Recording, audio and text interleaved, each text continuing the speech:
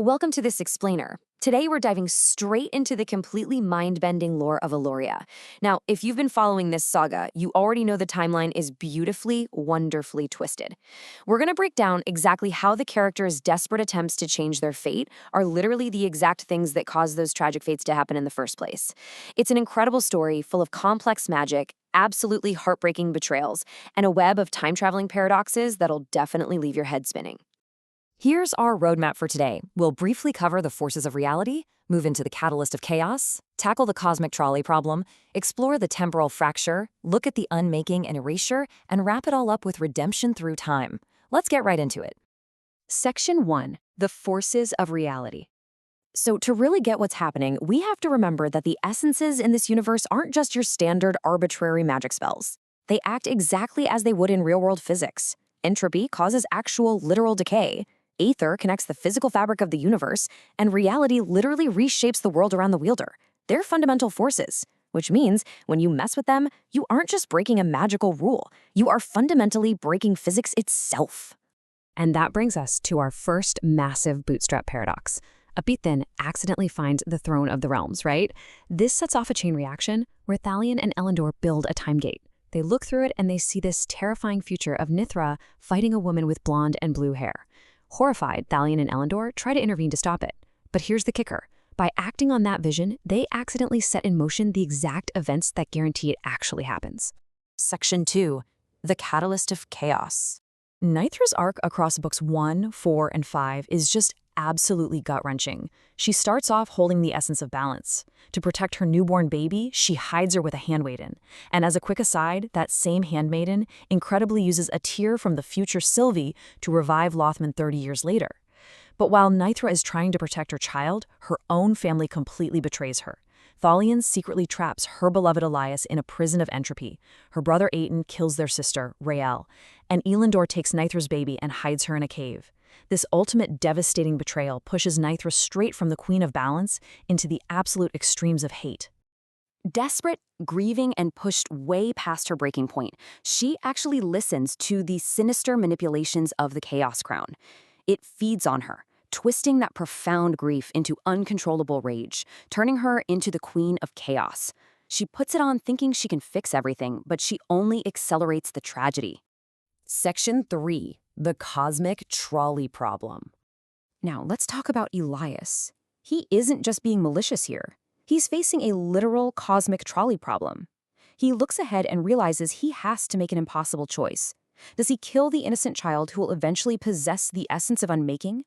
To him, taking this child's life is the only way to save all of reality from being devoured by the abyss. He is entirely willing to become a monster if it means stopping an even greater cycle of universal destruction. Section 4. The Temporal Fracture. This is where the timeline gets wonderfully, disastrously messy. Sylvie goes into the past and seals herself as a baby just to stay hidden. Fast forward a bit, and Lothman actually offers the sword Clarent to Nithra in exchange for reviving Sylvie, mostly because he thinks Sylvie is already dead. Nithra uses the sword's reality magic, but accidentally rips Sylvie completely out of the past. This catastrophic mistake breaks a vital protection spell and literally causes the baby, Sylvie Annika, to split into two halves over a 30-year period in stasis. Those two halves, Sylvie and Lazuli, clash and eventually merge back into Sylvianica. When Sylvianica later battles Nithra, the sheer force of that fight tears open 1,000 portals.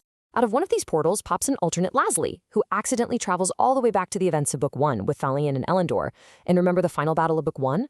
That's when Aten forcibly pulls a portion of Nithra's chaos out of her crown and traps it inside the sword Clarent, which is exactly why Nithra spends the next 30 years desperately trying to get her full chaos power back. Section 5. The Unmaking and Erasure. So in the doomed timeline of Book 3, the tragedy really hits its absolute peak. Sylvie dies. This pushes Aurora, who wields the unmaking, to literally unmake the entire universe for one single reason: to save Lorien. She destroys absolutely everything, just so she can send Lorien back to the past to start the events of Book 4. He arrives at the exact moment in time when Sylvie Annika was turned to stone and Elias was still trapped. But there are strict rules to this destruction. The unmaking essence within Aurora can only truly manifest when all the pillars of creation have completely fallen. That means both the physical throne of the realms and the living pillar Sylvianica have to be eliminated. This happens in both Book 3 and Book 5, though, crucially, in Book 3, Aurora actually grew up alongside Lorien, which profoundly changes her perspective later on in the saga.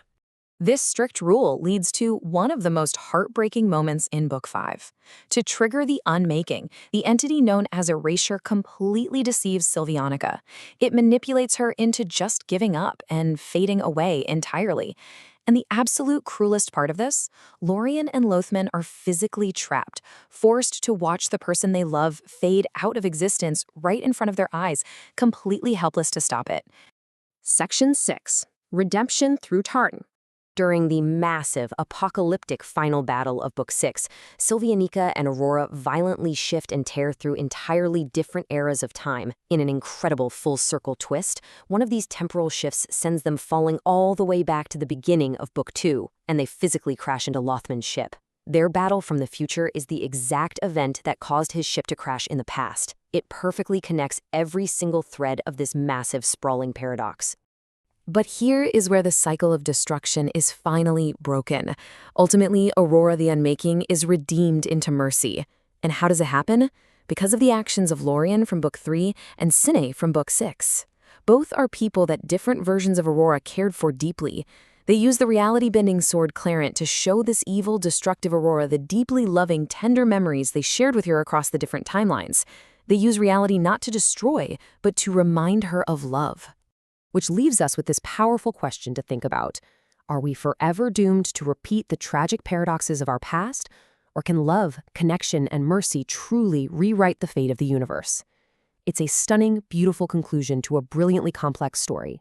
I really hope this explainer helped untangle the timeline for you. Thanks for joining me today, and keep exploring.